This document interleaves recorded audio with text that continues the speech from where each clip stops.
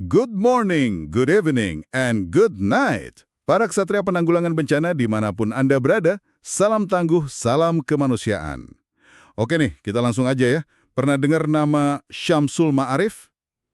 Syamsul Ma'arif. Ya, kalau belum, atau mungkin cuma dengar sekilas gitu, wah, sayang banget deh. Kita ini lagi mau ngomongin sosok yang penting banget. Bisa dibilang the founding father-nya BNPB modern kita lah. Betul. Beliau ini kan kepala BNPB yang pertama ya. Iya. Menjabat dari 2008 sampai 2015 kalau nggak salah. Iya, cukup lama ya. Emang sering banget dijuluki sang arsitek BNPB atau sang mula-mula. Ada juga yang bilang Bapak Penanggulangan Bencana Indonesia Modern. Ya meskipun setelah beliau kan ada tokoh-tokoh hebat lain ya, Pak Willem, Pak Doni, Pak Ganip. Mereka semua jasanya besar juga. Oh iya, tentu. Tapi ya itu, jejak awal pembangunan fondasinya, strukturnya, itu banyak dimulai di era Pak Syamsul Ma'arif. Nah, itu dia poinnya. Jadi misi kita sekarang ini mau coba menguliti ya istilahnya, pemikiran, gagasan, sama filosofi beliau. Yang menurut kami sih super relevan buat Anda semua yang tiap hari ya kan berjibaku di lapangan. Iya, setuju. Kita nggak cuma mau dasar fakta aja, tapi benar-benar mau gali harta karun pemikirannya. Gitu. Dari sumber-sumber yang kita punya tentunya. Siap nih kita menyelami pemikiran sang jenderal yang katanya unik ini? Siap dong, mari kita mulai bedah. Oke. Oke, mungkin kita mulai dari profil singkatnya dulu kali ya, biar kebayang sosoknya. Jadi beliau ini kan purnawirawan TNI Angkatan Darat, pangkat terakhir Mayor Jenderal. Wow, my Jen. Nah, soal tempat lahir ada info yang beda-beda nih. Ada yang bilang Sumeneb, Madura, ada juga yang bilang Kediri, Jawa Timur. Tapi ya, itu mungkin nggak terlalu krusial dibanding perannya kan. Iya sih, yang penting kontribusinya ya. Ambil S1 Hukum di Unibrau, terus S3 Sosiologi Militer di UI. Wah, keren. Jadi Akmil, hukum, terus sosiologi militer. Kombinasi yang nggak biasa ya. Banget. Dan sebelum BNPB resmi dibentuk dengan UU 24 tahun 2007, itu beliau juga udah aktif di Bakornas PB, Badan Koordinasi Nasional Penanggulangan Bencana. Itu cikal bakal BNPB lah. Oh, jadi emang udah di dapurnya sejak awal ya? Perpaduan militer sama ilmu sosial ini pasti ngaruh banget ya ke cara beliau bangun BNPB? Pasti, ngaruh banget. Kedisiplinan, struktur komando ala militer ketemu sama pemahaman mendalam soal masyarakat dari kacamata sosiologi. Ini jadi modal yang kuat banget pas beliau dipercaya jadi kepala BNPB pertama tahun 2008 itu. Nah, ngomongin warisan beliau yang paling fundamental nih. Katanya ada perubahan paradigma yang gede banget ya di zaman beliau. Bisa dijelasin nggak inti perubahannya itu apa sih? Oke, intinya gini.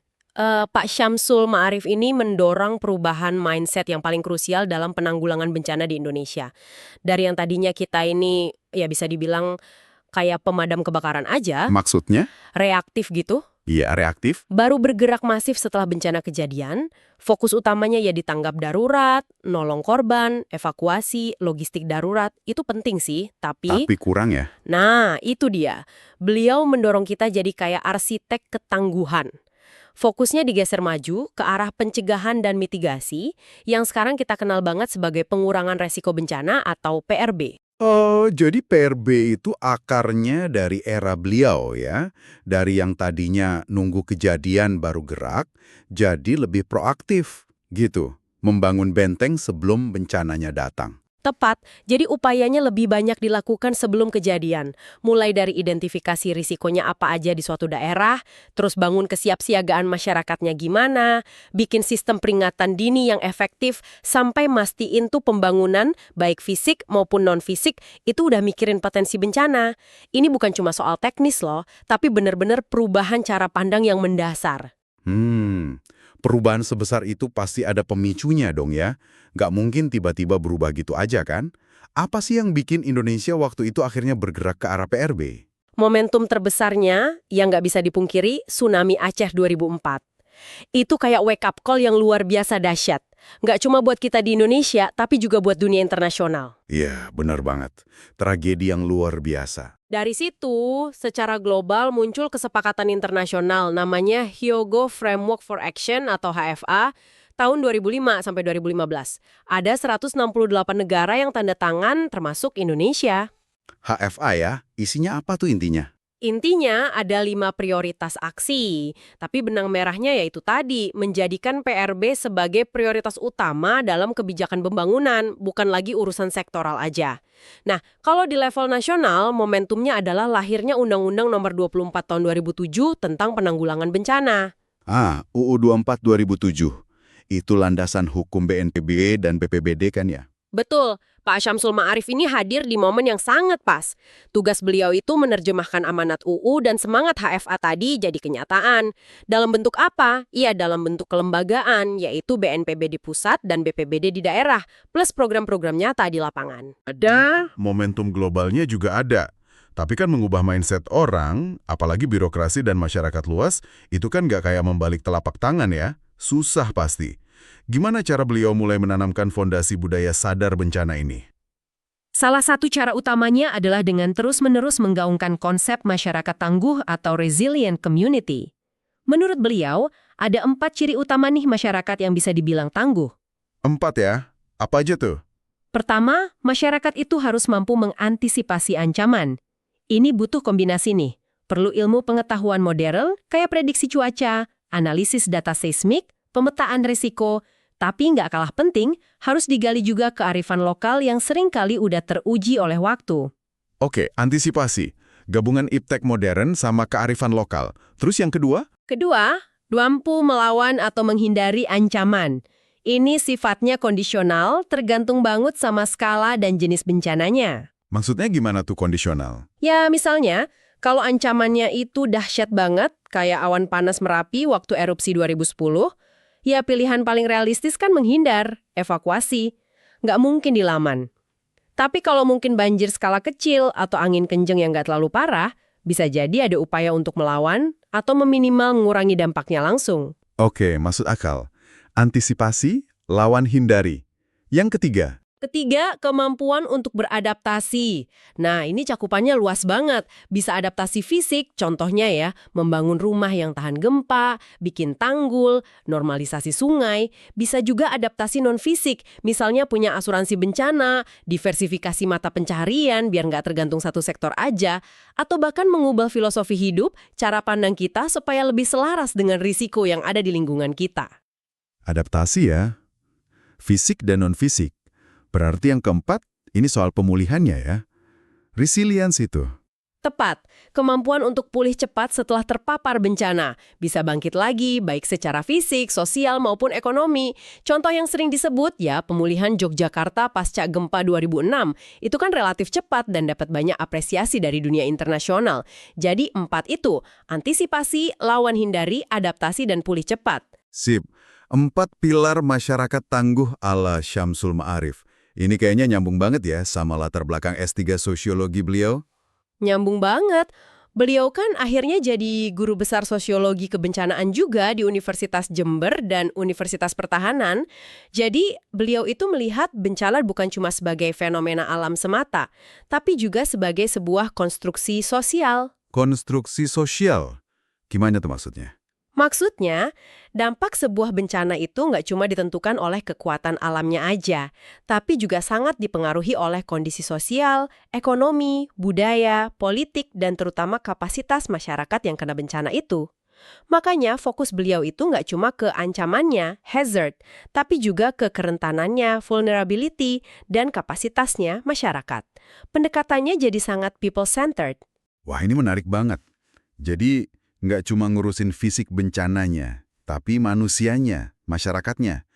Nah, ada nggak sih filosofi spesifik dari beliau tentang gimana sebaiknya kita hidup bareng sama bahaya bencana ini? Kan Indonesia rawan banget nih. Ada 3 pendekatan yang sering beliau sampaikan buat menghadapi bahaya. Pendekatan pertama, menjauhkan bahaya dari manusia. Oh, kayak mindahin gunung atau nahan badai gitu ya? Nah, itu dia masalahnya. Untuk bencana alam skala besar kayak gempa bumi, letusan gunung api, tsunami, atau badai siklon, pendekatan ini hampir mustahil dilakukan. Kita kan nggak bisa ngontrol alam sepenuhnya. Iya juga ya. Oke, itu yang pertama. Yang kedua? Kedua, menjauhkan manusia dari bahaya. Ini artinya relokasi, memindahkan komunitas atau penduduk dari zona-zona yang dianggap sangat berbahaya ke tempat yang lebih aman. Ini kedengarannya lebih mungkin ya. Secara teknis mungkin bisa, tapi tantangannya luar biasa besar di aspek sosial, budaya, sama ekonomi. Memindahin orang dari tanah leluhurnya, dari mata pencahariannya, itu nggak gampang sama sekali. Seringkali menimbulkan masalah baru. Bener juga, pasti banyak resistensi ya. Terus, kalau dua itu susah, apa dong pilihan ketiganya? Nah, karena dua opsi tadi seringkali sulit atau nggak ideal, muncullah opsi ketiga yang paling sering beliau tekankan, yaitu living harmony with risk, hidup harmonis dengan risiko. Hidup harmonis dengan resiko. Kedengarannya dalam banget ya. Tapi ini maksudnya gimana? Pasrah gitu? Wah, ini sering disalahartikan nih, bukan pasrah buta ya. Harmonis di sini itu artinya kita cerdas dalam beradaptasi. Kita terima kenyataan kalau kita tinggal di daerah yang rawan bencana, ya memang begitu geografis kita kan. Terus kita pelajari baik-baik karakter ancamannya sedalam mungkin. Nah, dari pemahaman itu, kita sesuaikan cara hidup kita, bangunan kita, sistem sosial kita, budaya kita, supaya bisa bersahabat atau minimal bisa mengurangi dampak buruk kalau bencana itu terjadi. Oke, jadi bukan pasrah tapi adaptasi cerdas berdasarkan pemahaman ya. Tapi gimana caranya biar masyarakat paham? Kan nggak semua orang ahli geologi atau meteorologi. Nah, ini dia kuncinya. Pengetahuan itu nggak cuma datang dari sains modern atau para ahli di kampus dan lembaga riset. Pak Syamsul Ma'arif sangat percaya pada kekuatan kearifan lokal. Local wisdom, local genius, atau local cultural lah istilahnya. Kearifan lokal ya. Contohnya apa tuh? Yang relevan sama bencana. Wah, banyak banget. Di Simulue Aceh misalnya, ada tradisi lisan yang namanya Smueng. Itu secara turun-temurun udah ngajarin tanda-tanda datangnya tsunami setelah gempa besar. Makanya pas tsunami 2004, korban di Simulue relatif sedikit dibanding daerah lain. Oh iya, pernah dengar soal Smueng itu? Keren banget ya. Keren kan? Terus di banyak daerah lain ada arsitektur rumah tradisional yang bentuknya atau bahannya udah terbukti lebih tahan gempa atau tahan banjir. Di Minangkabau, ada juga pesan-pesan kebencanaan yang diselipin lewat kesenian kayak randai, rabab pasisia, atau dalam peta tah petitih adat. Wah, jadi lewat budaya ya disampaikannya. Terus gimana cara beliau mengangkat kearifan lokal ini? Beliau menekankan banget pentingnya pendekatan ke tokoh-tokoh kunci di komunitas. Bisa tokoh adat, tokoh agama, kepala suku, atau pimpinan informal lainnya yang disegani. Kenapa harus lewat mereka? Ya karena merekalah yang biasanya jadi panutan dan didengar oleh masyarakat. Dan yang lebih penting lagi, beliau sadar betul bahwa komunitas lokal itu sejatinya adalah the first responder saat bencana terjadi. First responder? Maksudnya? Iya, merekalah yang pertama kali menolong sebelum bantuan dari luar datang. Ada data yang nunjukin sekitar 80% pertolongan pertama itu justru dilakukan oleh tetangga, oleh warga setempat. Jadi, memberdayakan mereka, mengakui dan menyinergikan pengetahuan lokal mereka dengan pengetahuan modern itu jadi krusial banget. Ini inti dari pendekatan yang namanya pengurangan resiko bencana berbasis komunitas atau PRBBK. Masyarakat jadi subjek, bukan objek pembangunan lagi. Oke. Jadi masyarakat diberdayakan, kearifan lokal dihargai, disinergikan sama sains modern. Keren. Ada lagi nggak gagasan khas beliau yang jadi kayak trademarknya gitu? Saya kok kayak pernah dengar istilah unik, sapalibatisma. Apaan tuh? Kayak aliran kepercayaan baru ya? Haha. Bukan aliran kepercayaan kok, tenang aja. Emang istilahnya unik sih dan gampang diingat. Sapalibatisme. Ini sebenarnya kayak formula pendekatan beliau dalam bekerja. Akronim dari dua kata. Apa tuh? Sapa sama libat. Betul. Sapa itu artinya ya menyapa. Turun langsung ke lapangan. Dekati masyarakat. Dengarkan keluh kesah dan aspirasi mereka dengan empati. Kenali masalah sosialnya. Apa kebutuhannya. Tapi jangan lupa, kenali juga potensi apa yang mereka miliki. Jadi tujuannya membangun hubungan dulu, membangun pemahaman bersama. Oke, sapa itu intinya bangun koneksi dan empati ya. Terus libatnya? Libat itu artinya melibatkan. Setelah kita paham situasinya, kita libatkan berbagai pihak. Libatkan para ahli dari berbagai disiplin ilmu, libatkan sektor swasta, libatkan akademisi, libatkan media, libatkan ya semua stakeholder yang relevan lah. Tujuannya untuk bareng-bareng cari solusi yang terbaik, yang inovatif, yang bisa memberi warna baru dalam penanganan masalah. Jadi sapalibatisme itu intinya kolaborasi yang didasari empati dan pemahaman mendalam ya? Bisa dibilang begitu. Ini sebenarnya kayak embrio atau fondasi awal dari konsep pentahelix, kolaborasi antara pemerintah, akademisi, bisnis, masyarakat, dan media, yang kemudian lebih populer dan diformalkan di era kepemimpinan BNPB setelah beliau. Pak Syamsul Ma'arif udah meletakkan dasar pemikiran pentingnya pelibatan banyak pihak ini. Keren. Sapa untuk bangun jembatan hati, libat untuk bangun jembatan aksi bersama. Konsep yang kuat banget. Tapi ini menerapkan ini semua di Indonesia, pasti tantangannya nggak main-main ya. Kita ini kan sering disebut supermarket bencana. Banget. Tepat sekali istilahnya. Indonesia itu punya, kalau nggak salah, 13 jenis ancaman bencana. Mulai dari gempa, tsunami, gunung meletus, banjir, longsor, kekeringan, puting beliung, sampai kebakaran hutan dan lahan. Lengkap deh. Bener-bener supermarket ya. Ditambah lagi kondisi geografis kita sebagai negara kepulauan. Ada belasan ribu pulau. Ini bikin urusan logistik sama koordinasi jadi tantangan tersendiri. Apalagi kalau bencana terjadi di pulau terpencil. Belum lagi soal tsunami lokal yang waktu datangnya bisa super cepat. Cuma hitungan menit setelah gempa. Kayak di Aceh dulu sekitar 8 menit. Di Maumere malah cuma 5 menit katanya. Cepet banget ya. Nggak kebayang paniknya. Itu baru dari sisi ancamannya. Belum lagi tantangan dari sisi sosial ekonominya. Kemiskinan yang bikin masyarakat makin rentan, urbanisasi yang kadang nggak terkendali, degradasi lingkungan yang memperparah dampak bencana hidrometeorologi. Komplit lah pokoknya. Terus, saya juga dengar nih, katanya BPBD di daerah itu seringkali anggarannya terbatas banget ya. Padahal kan mereka yang jadi ujung tombak di lapangan. Nah, itu dia realita pahitnya. Rata-rata dana BPBD dari APBD itu kecil sekali persentasenya. Katanya sekitar 0,3% aja. Logistik sama peralatannya juga seringkali terbatas. Padahal tuntutan dari atas, dari pusat, dan terutama dari masyarakat itu kan harus serba cepat, serba ada. Wah, kasihan juga ya BPBD. Iya, arahan presiden waktu itu kan jelas banget. Bupati atau wali kota itu komandan utama penanganan bencana di daerahnya. Gubernur mendukung, BNPB mendampingi dan siap memberikan dukungan ekstrim kalau diperlukan. Semua potensi, termasuk TNI, Polri, relawan, semua harus dilibatkan. Pokoknya kuncinya, cepat. Nah, ini nih yang sering jadi dilema klasik di lapangan kan. Di satu sisi, dituntut harus cepat, satset gitu kan. Tapi di sisi lain, namanya pakai uang negara, ya harus tertib administrasi, harus akuntabel. Ada ketakutan juga kalau salah prosedur atau laporan pertanggungjawabannya SPJ keliru, nanti malah bisa berurusan sama hukum, sama aparat penegak hukum. Akhirnya malah jadi serba hati-hati, cenderung lamban. Gimana Pak Syamsul Ma'arif menyikapi dilema akut ini? Beliau sangat sadar soal dilema ini. Ini masalah klasik memang. Salah satu terobosan beliau yang cukup berani waktu itu adalah menyeret BPKP, Badan Pengawasan Keuangan dan Pembangunan, untuk terlibat aktif sejak awal dalam operasi darurat. BPKP, auditor pemerintah itu kan? Diajak ikut operasi darurat, bukannya malah bikin tambah ribet?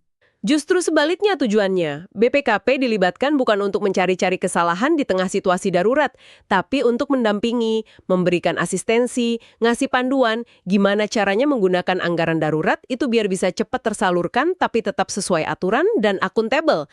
Jadi kayak ngasih lampu hijau tapi tetap dalam koridor. Oh, jadi auditornya malah jadi konsultan dadakan di lapangan ya?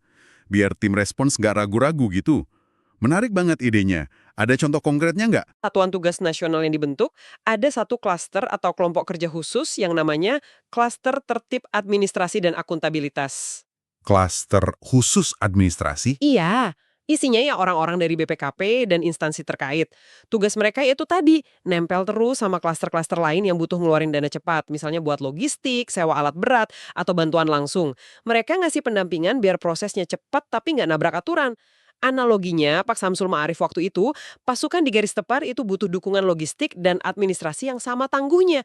Jadi penanggulangan bencana itu bukan cuma soal tangguh masyarakatnya, tapi juga harus tangguh administrasinya. Itu solusi yang cerdas dan praktis banget ya. Mengatasi ketakutan, tapi tetap jaga akuntabilitas. Keren. Nah, ngomongin soal kepemimpinan beliau nih. Kalau dari cerita-cerita orang atau sumber yang ada, sosok Pak Syamsul Ma'arif ini gimana sih orangnya? pasti tegas ya, kan latar belakangnya militer. Tapi sisi lainnya gimana? Dari berbagai cerita dan sumber ya, beliau itu digambarkan sebagai sosok yang memang tegas, disiplin, khas militer lah. Tapi di balik itu, beliau juga penyayang, peduli sama anak buah, dan punya sisi humoris juga. Meskipun kadang katanya humornya agak dark atau nyeleneh gitu. Humor dark, contohnya gimana tuh? Ada satu cerita yang lumayan terkenal nih. Waktu ada pelantikan CPNS baru di BNPB. Pas acara, beliau tiba-tiba nunjuk salah satu CPNS, terus nanya gitu, "Nama kamu siapa? Kamu dari mana?" Dijawabkan sama CPNS-nya, terus beliau nanya lagi, "Berapa kerbau bapamu di kampung yang dijual supaya kamu bisa diterima jadi CPNS di BNPB?" Waduh, langsung to the point gitu ya? Iya, itu kan langsung jelek banget ya. Itu jelas pesan anti KKN, anti nepotisme yang kuat banget, disampaikan dengan cara yang nggak biasa tapi pasti nancep di ingatan semua yang hadir. Bener-bener cara komunikasi yang beda ya. Katanya beliau juga jago orasi ya, bisa membakar semangat gitu. Nah, iya, kemampuan retorikanya memang diakui kuat, dan kadang-kadang gayanya itu out of the box. Ada lagi nih cerita lain, waktu apel siaga kebakaran hutan dan lahan Karhutlah di Riau. Di depan ribuan prajurit TNI yang mau diterjunkan. Wah, gimana tuh orasinya di depan pasukan? Beliau bilang kira-kira begini, nadanya pasti tegas ya. "Kalian semua prajurit di bawah komando saya. Follow me, ikuti saya. Jangan pernah takut sama api di lahan gambut itu. Bayangkan saja, kalau kalian semua ini bareng-bareng meludahi api itu, pasti padam. Kalau belum padam juga, ayo kita kencingi bareng-bareng itu api, pasti padam. Makanya, kalian harus banyak makan dan minum biar staminanya kuat, biar ludahnya banyak, air kencingnya juga banyak." Astaga. Dan bener, itu cara motivasi yang unik banget ya. Tapi pasti bikin pasukan ketawa sekaligus semangat ya. Pasti, itu kan cara beliau bilang bahwa dengan kebersamaan dan semangat pantang menyerah, sebesar apapun masalahnya, api Karhutlah pasti bisa diatasi. Disampaikan dengan gaya beliau yang khas. Luar biasa sih. Dengan semua terobosan gagasan dan gaya kepemimpinan yang unik itu, beliau pasti dapat banyak pengakuan atau penghargaan dong ya? Tentu. Beliau dapat penghargaan Nusa Reksa Pratama dari UGM tahun 2010 itu atas peran dalam penanganan erupsi Merapi. Terus dapat bintang Mahaputra Utama dari Presiden SBY tahun 2011. Bahkan dapat gelar kehormatan adat Sang Sako dari masyarakat Minangkabau tahun 2012. Gelarnya yang di Pertuan Raja Maulana Pagar Alam. Itu sebagai penghargaan atas jasa beliau dalam penanganan gempa Sumatera Barat tahun 2009. Wah, banyak juga ya penghargaannya. Bukti pengakuan atas kerja keras beliau. Terus setelah nggak di BNPB lagi, beliau ngapain? Nah, ini bukti dedikasinya yang nggak putus. Setelah pensiun dari BNPB, beliau mendirikan lembaga namanya Puspita. Itu singkatan dari Pusat Penelitian dan Pelatihan Indonesia Tangguh. Basisnya di Surabaya. Jadi semangatnya untuk membangun Indonesia tangguh itu terus berlanjut. Keren banget dedikasinya. Tapi sebentar. Ada satu sisi lain nih yang katanya unik dari beliau. Saya dengar-dengar beliau juga menciptakan lagu. Beneran tuh? Iya beneran, ini sisi lain beliau yang mungkin gak banyak orang tahu, tapi menunjukkan kedalaman jiwa dan semangatnya. Beliau itu menciptakan lagu Mars Tangguh BNPB dan juga himne bagi Pertiwi. Wah, Mars dan himne diciptakan langsung sama kepala BNPB pertama. Lagunya kayak gimana tuh? Mars Tangguh itu liriknya gimana misalnya? Mars Tangguh itu liriknya penuh semangat perjuangan. Ada bagian kayak gini. Semangat berjuang demi panggilan kemanusiaan, gerak terpadu pemerintahnya, masyarakat, dan dunia usaha. Demi negara wujudkan cita, menuju ketangguhan bangsa menghadapi bencana. Wah, kalau dinyanyiin bareng-bareng pasti bikin merinding semangat. Kebayang sih, liriknya aja udah membangkitkan semangat gitu ya.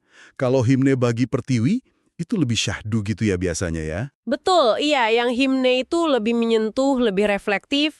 Ada liriknya yang gini, bumi berguncang membuncah, gelombang menggulung, suara-suara ria, semua hilang, semuanya sirna.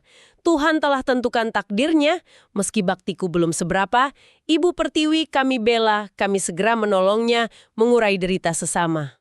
Duh, dalam banget ya liriknya. Menggambarkan situasi bencana dan semangat menolongnya. Iya, jadi lirik-lirik ini bukan sekedar kata-kata indah, tapi ini upaya beliau untuk menanamkan ruh pengabdian, ruh kemanusiaan dalam institusi BNPB, dan juga dalam diri setiap insan penanggulangan bencana, lewat media seni, lewat musik. Luar biasa ya. Ternyata beliau nggak cuma seorang arsitek strategi dan kelembagaan, tapi juga mencoba membangun jiwa organisasinya lewat musik. Nah, kesatria penanggulangan bencana sekalian. Gimana nih perbincangan kita sejauh ini? Terasa kan harta karun pemikiran dari sosok Pak Syamsul Ma'arif ini? Banyak banget ya ternyata. Ya kalau kita coba tarik benang merahnya lagi ya, warisan utamanya itu jelas perubahan paradigma dari reaktif ke PRB. Terus penekanan kuat pada konsep masyarakat tangguh yang harus bersinergi sama kearifan lokal. Ada juga gagasan kolaborasi berbasis empati lewat sapalibatisme itu. Jangan lupa juga soal upaya beliau mencari titik temu antara tuntutan kecepatan respons sama kewajiban akuntabilitas ya.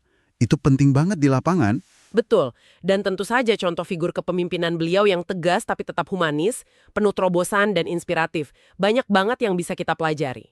Nah, pertanyaan reflektifnya buat Anda semua nih, para ksatria di garda terdepan, dari sekian banyak gagasan Pak Syamsul Ma'arif tadi, misalnya soal living harmony with race, soal sapalibatisme, soal dilema cepat versus akuntabel, mana sih yang paling terasa relevan, paling klik, dengan kondisi dan tantangan yang Anda hadapi sehari-hari di lapangan sekarang.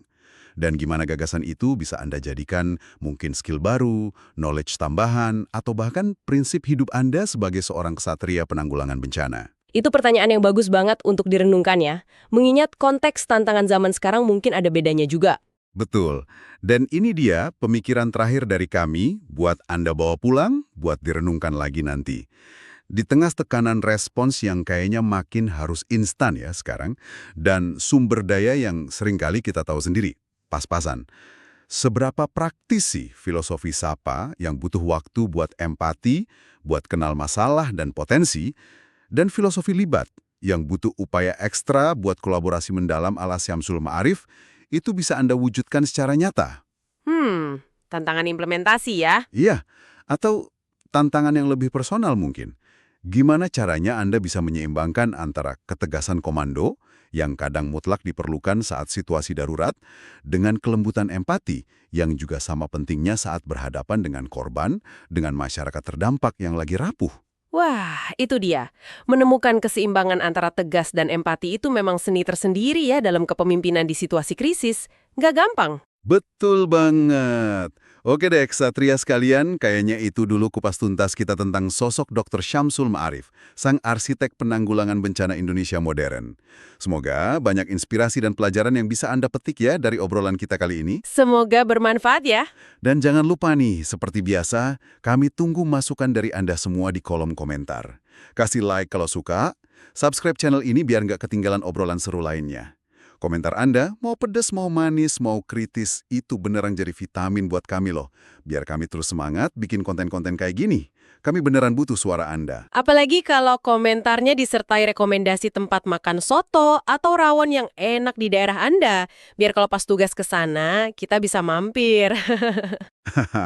Bisa aja nih, modus operandi ya. Oke deh, cukup sampai di sini dulu ya obrolan kita kali ini. Kami berdua undur diri, sampai ketemu lagi di episode berikutnya. Salam SKPDB. Salam Terce Nusantara. 3, 2, 1, and close the window.